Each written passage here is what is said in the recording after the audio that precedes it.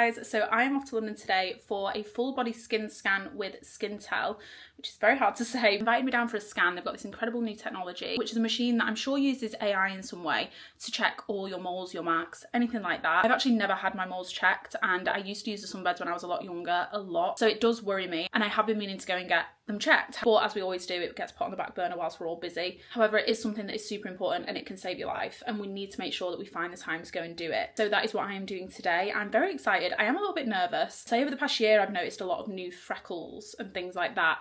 Some are really tiny and dark, and some are a little bit of a funny shape, which I'm hoping they're going to be fine, but it's definitely going to be some good peace of mind for me going getting this scan and getting them checked. But the technology looks amazing. I'm also going to have a sit down with a dermatologist there and have a little bit of a chit chat and pick her brains a little bit. So I thought you could come with me and I'll be able to show you the machine, the technology, and also I'm going to film the chat, which I think will be really interesting. But May is Skin Cancer Awareness Month, and I mean, we should be doing these things all the time, but it is the perfect time to really highlight the importance of going for scans like this and doing these little things that could very easily save your life. So yeah, come to London with me.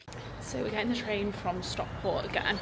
It's only a 2-hour train to London, so it's super easy. But I've just felt violently ill in the car, like hands shaking, hot sweats, kind of ill, and I've got a very sore throat, and I have just been on an aeroplane, which I feel like you always get poorly after you've been on an aeroplane. But we're gonna get some ham and cheese egg bites, hopefully, and a bottle of water, and Lynn said that should sort me right out. But yeah, I didn't feel good. I don't know if it was on my phone editing whilst we were driving.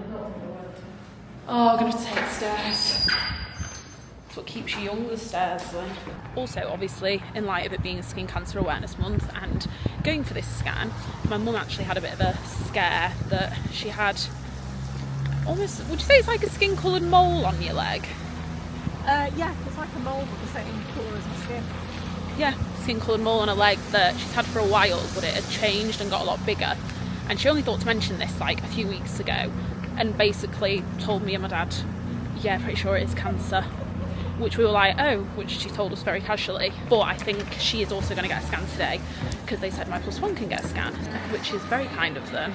And again, it's super important because when she went and got checked, the lady just asked if there was anything that she was worried about. But I think it's important to get all of them checked because you might not know.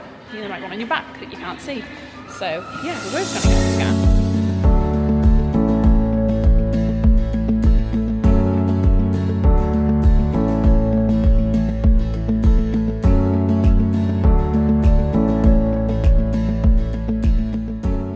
So we usually only specifically like if mum or dad, Right. and siblings.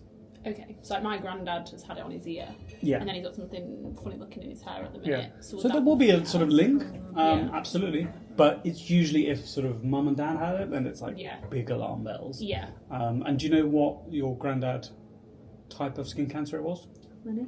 I don't. But it's funny because you always think, well, it's probably the wrong thing to think, but like paler people, you'd be more, whereas he looks like a little Italian. He man. looks Spanish. Yeah. Yeah. Like he would never burn. He's like dead tan, but If you're Afro-Caribbean, sort of very dark West African, you almost don't have any moles and you almost never get skin cancer. The only two places which you'll potentially get skin cancer, which is extremely rare, is on the palms of your hands and the soles of your feet because you're not protected. But then, yeah, the famous story that goes with that is you're not always immune because Bob Marley had melanoma on his toe. Wow. He was aware with it, but I think he refused treatment. And How just said, niche. it's my sort of, it's Honestly. my time to go. And then, well, no, I think they wanted to Is that what amputate his really leg. it was? Yeah, Was it? yeah, they wanted to amputate his leg, and then he was like, yeah, no, I need that leg. So, well, and that's why he died. yeah, Oh my goodness me. So Follow the next few steps to scan the front side. Place your feet on top of floor's footprint.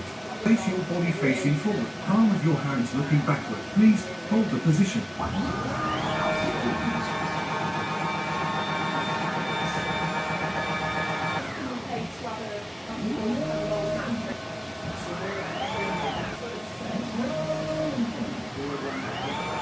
Dr. Bataille, could you tell us a little bit about your background as a dermatologist? So I've been working on skin cancer and melanoma for a long time. I won't say how long because it shows my age, but let's say over 30 years. And so I've been interested in imaging of the skin for a long time. and I've been looking at way of imaging and assessing skin remotely for also a long time, and trying to find the best way to assess people without having to be in the room all the time, which obviously is a limiting factor, is my time. And yes, education about sunshine, skin cancer, sunscreen is an area I've worked a lot. I've worked on the genetics of skin cancer, looking at the genes that make you more prone to skin cancer. How would you say the machine differs to other machines that people might be more familiar with or that are out there on the market? The reason I was really keen to get this piece of hardware and software is because with all the other imaging device I'd used before, I was relying, and sometimes the technician or the nurse is very, very capable, but you're relying on the ability of the technician to say that more needs to be taken on close-up, that more needs to be taken. So sometimes I would get an assessment and I would be, not necessarily on site, and then I get all the images and say, oh my God, why did you not take that one on the back? My report would be limited because I don't have the security that I've seen them all. So I wanted to have a remote access to this service and feel confident that I had all the images, but also good quality images. And this machine offered it. So basically, when you have the scan, you really hear the machine homing in on each mole. That it doesn't go on 2mm, 1mm dot. It tends to find the one that are relevant, and it homes in, take pictures. So when I get all the images at the other end, I know that everything that's relevant, you know the position you take in the scan, forward, backs, two sideways, they have been taken. And there's peace of mind, because the worst for dermatologists is to do an assessment where you think, oh, have I missed something? Yeah. Because, medical legally, it's got massive implications. Yeah, so it's that reliability. Yeah. But who would you say would benefit most from these scans? Because obviously I'm 25 and I've been really aware of some of my moles and a few that I feel have changed. Would you say it's something that someone my age should be considering? So it really depends. It depends of your skin colour, your eye colour, your hair colour, whether you spend a lot of time in the sun, whether you might be partially worried about one or two lesions. But to say straight away at the age of 25 you need it yearly, not necessarily at all, because it all depends on your risk. Yeah. So we know that skin cancer in Northern European, the mean age tend to be around 55 years of age. That obviously half of the people get it before 55 and half getting it before 55. So we know that at the age of 25, the chance of finding a skin cancer in you is quite small. Right. But this service is also helpful sometimes for a young person who may be anxious and say, I just want peace of mind. Yeah. I really don't like the way this mole has behaved over the last few months. I just want peace of mind. And then it's a quick scan and we can give an advice. For people who predict they will need this yearly, you're really looking at people either have had massive amount of sun exposure before the age of 30 or 40. This is the first 20 years of your life that count the most. You look at people with extremely fair skin, people have lots of moles, people have family history of skin cancer. So we are obviously trying to target the people who are most at risk. For the odd person who says, no, I just want a scan, I'm really anxious, of course they can have it, for sure. Yeah. Would you say the severe burning and burning yourself on holiday really ups the risk? I'm always a bit upset when I see, especially now these May months, about this sun awareness and skin cancer awareness. Sun, burning should be allowed, so we should all try to even acquire a bit of a colour, but we should never allow skin to go through the red phase. We should avoid that. But what I would never state is that if you had 2 sunburn in your life, your risk is increased. That's not true. Not true at all. Otherwise, we see skin cancer right, left and centre. Because who hasn't had 1 or 2 sunburn in their life? And people do really push that, because I know whenever I burn even a little bit, I think, there we go. Sometimes I see people in my clinic after a really hot weekend or a nice sunny holiday, and they say, oh my God, I sunburned 2 weeks ago, that's it, I've had it. And I said, no, you're going to be okay. So, it's really, acute, repeated injury to the skin is not good. And then obviously there's also the cumulative exposure, which over the years you keep having more and more and more in the skin. What people don't realize, and when we're young, we're all the same. We always say, wow, that's never going to affect me. And the problem is the bad effect of the sun don't show up when you're young, because your skin can cope. It'll take the injury. You won't see anything externally. And then when you're 40 or 50, you go say, it comes out. You get the sunspot, Yeah. You get the wrinkle, you get visit to the dermatologist because of a few little crusty things on your face. So, you know, it has an impact. The other way, I'm not a scaremongering dermatologist. I always say to people, we're here to enjoy life, we're here to do things, to travel, to do sports, and we have to be outdoor. You know, it's what human beings are supposed to be, and we have to have contact with the sun. It's normal, but we should decrease the risk for sure. Yeah, where we can.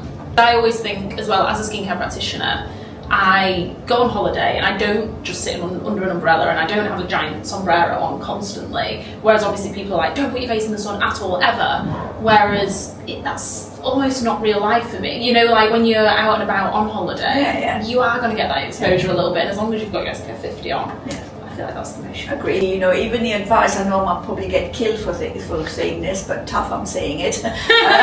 Don't go in the sun between 11 and 3. Okay, I'm on holiday, you know, for 2 weeks. I can't go out between 11 and 3 on my holiday. In the siesta. How am I going to do that? You know. So sometimes the message got to be practical. Yeah, it's not realistic.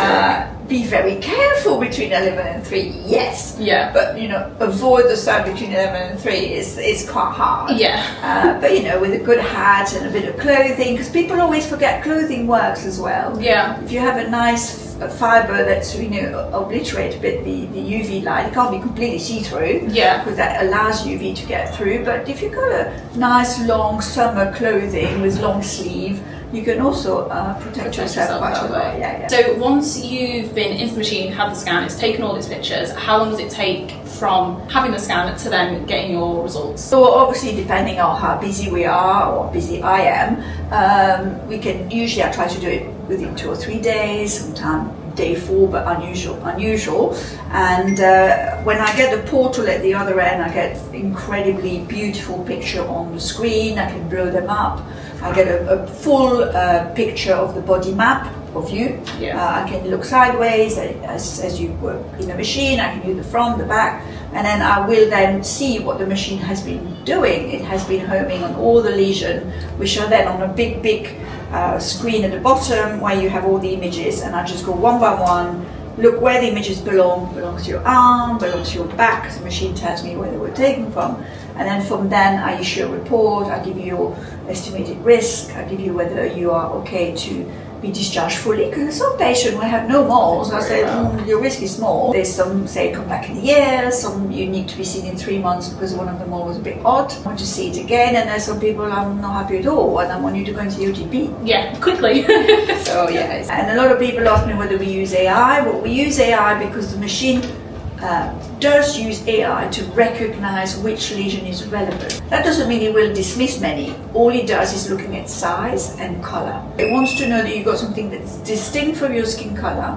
It's something, it's not just a little beigey. It has to have a border, it has to have a different color, and then the machine said, this is distinct from the background color of the skin, put in on it. Right.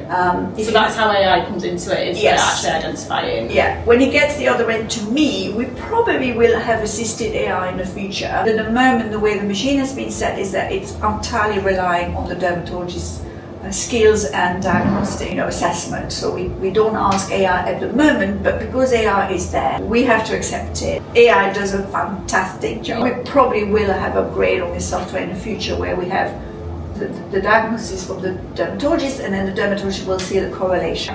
With the AI. The AI. Yeah. And this is going to be the future. But I always believe that because there are so many lesions, a bit pink, a bit scaly, don't really belong to any categories, the dermatologist should have another look. Because sometimes AI is as good as it can be on the lesion it's been trained on. It's learned from things you've thrown at it constantly, and it gets good, very good. But if there is an odd one in the mix, they go, what's that? I've never seen this before. And for that, you need the experience of a doctor to look at it. Yeah. Now, it's very sad to say that mammograms are better reviewed by AI than by you. Really? Yeah. It's clever, isn't it? So it's everywhere. So we have to embrace it. I mean, I know I'm not 30 and I don't have to do dermatology for another 30 years.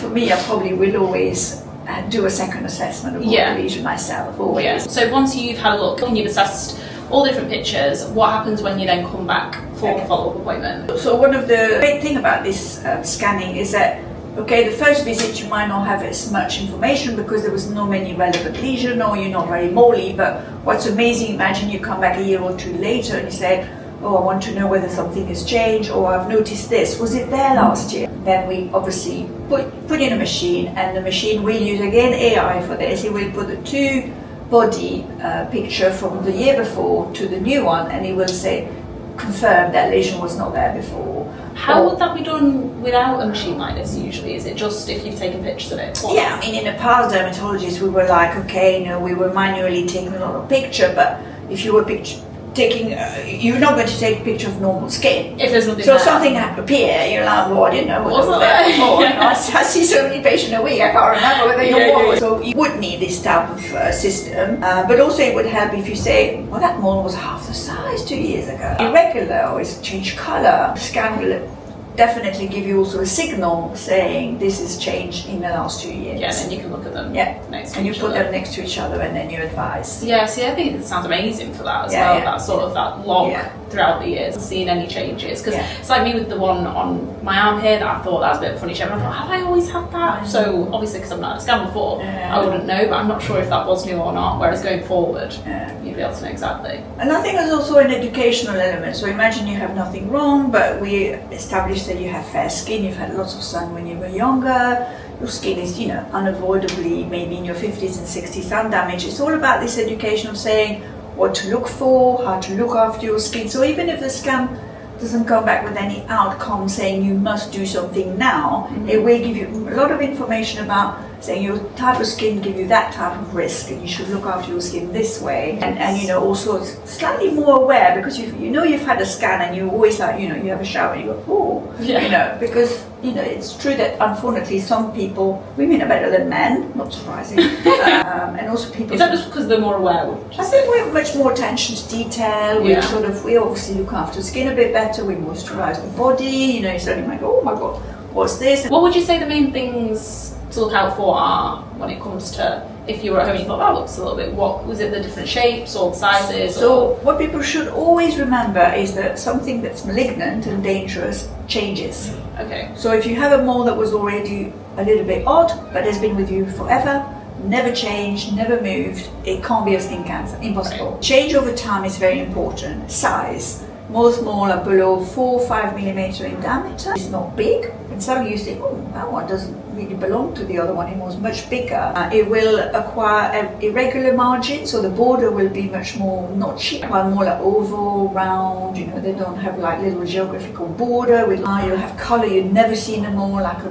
black, red, blue, white, grey. Right. We like shade of brown or maybe pale pink for people who have fair skin. We don't like striking colours. Like the darker colours, would you say? Yeah. And also if you look at a mole mentally, you have a nice mole and you think, can I still cut the mole in half? Mentally, you just look at it. Yeah. And then the right side does not match the left. Right. The loss of symmetry is something we look. A big thing. So people don't realise that when we look at you as a dermatologist, you're standing there. We don't home in to you closely first. We always look at you far away and we go, okay, what does not belong? What's not looking quite right? Yeah, because the human eye is very clever. It will really scan you very quickly and go, that's not right. So a lot of people, understandably get very anxious, and I said, okay, you can access this service, but I'd like to also reassure people that if you are worried about a mole, you have time, because you can obviously book an appointment and be reassured, and obviously we support that, but at the same time, people who may not be able to, you also need to realize that you can watch. Also say, okay, now I've seen it, I'm going to keep an eye on it for a little while, and then if you're still convinced it's not quite right, of course don't delay. But sometimes people say, if I don't see somebody within 48 hours, I'm in trouble. No, you'll be fine. Because you get a lot of anxious phone calls who are petrified. They said they've been on Dr. Google for 3 days, they haven't slept, that they've seen all these melanoma and they say, I'm going to die. I had a lady recently, she said she cancelled a holiday. Yeah, she said to her husband, because she was worried about. yeah, she said, they said I'm going to die. And I said, you're absolutely fine, bye-bye. My husband was very happy. And it's like we were saying before, it's getting that balance of balance of terrifying people. Yeah, because if we start worrying people too young, really not at the a peak of risk and they keep thinking they're going to get skin cancer. That's not the message we want to convey. No, at all. And there are some people who are, inherently anxious people, and we don't want to make them feel, oh my God, if I see a funny mole, I'm going to die. We don't want to think that, no.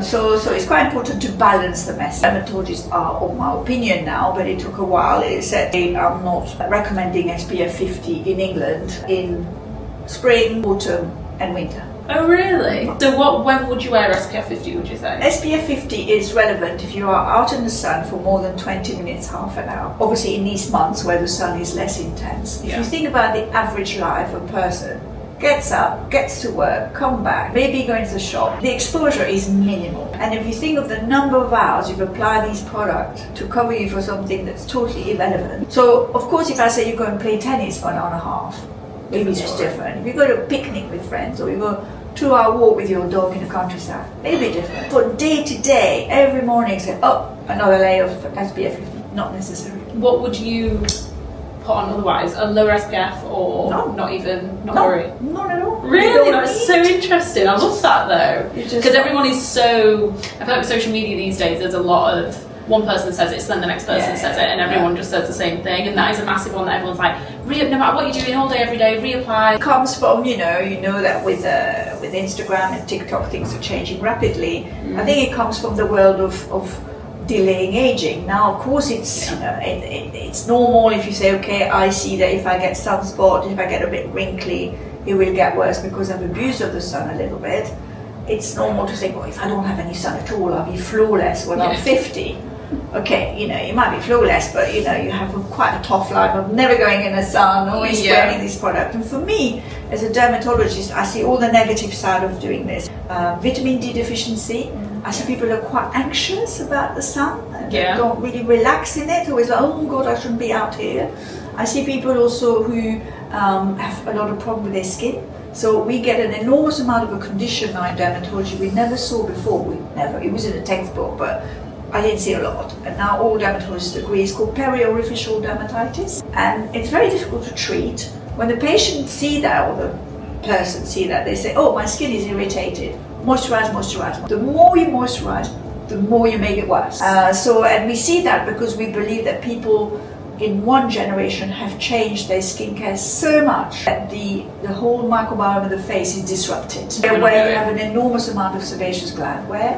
Around the mouth, the nose, around the eyes. So how would you treat that? Well, we say don't over moisturize because that's the worst you can do. Yeah, which is what everyone does. Yeah, give your skin a bit of a holiday. Maybe an eye cream, very light, a bit of serum, nothing else. An eye cream, no facial oil, no foundation. This is occlusive, all this stuff. And then if the condition is quite active, you will have to prescribe item. Anti-inflammatory cream, and never use steroid cream. Never. Because with steroid cream you get a beautiful honeymoon, we're like, oh, it's all gone. Yeah. You withdraw it, comes out even worse. Hydrocortisone you can buy over the counter, do not use it. Very rarely when people are very, very upset, because obviously when you have a big rat all around your face, it's pretty distressing. We give them antibiotic, but we try to avoid it. Perioral dermatitis, that is something I see a lot of, and I think that's obviously with, again, TikTok, Instagram, all these different trends, and then people are stripping the skin barriers, and like you say, the microbiome doesn't know whether it's coming or going. And I think even in skincare practitioners, some people misdiagnose it as, like you say, it's not acne, and then people end up treating it completely wrong. Often there's always a bit of eczema around your mouth. What do you do for eczema? You're moisturising it. Yeah, everyone's just using so much. And you think about, when you're young, you secrete lots of sebum. It's normal, puberty kicks in, look what happened, all your sebaceous gland wake up, and it's a natural product. He's saying you need moisturising, we do it for free. Yeah. You don't have to buy a pot. And to fight that, to say, well, by using a lot of extra things, I think we just put too much. I think there's a lot of that, isn't there? Whether, like you say, hydration, and then also the opposite end of the spectrum. Everyone's just doing more than they need to be. Yeah, and also there's fat, there's fat of facial oil. Not keen on facial oil. No, because they do cause a lot of trouble. Yeah. And a lot of them have a lot of fragrance in and things. Yeah. I got sent something the other day, and as soon as I opened it, the smell that hit me, I was like, I can't put that on my face, because I'm acne prone as well, so it can just trigger everything. And fragrance allergy is getting more and more common. It's great, we have the ability to buy lots of product, but we should be a bit careful. And as you say, the more oily your skin is naturally, the more you need to be careful, Yeah. Use less. Keep it simple. Yeah. Amazing. Thank you so much. So what we like to do with sort of dermoscopy is the first is we like to take an anatomical marker. So that is quite important because if you just give the close-ups to the dermatologist, of course they will know what it is,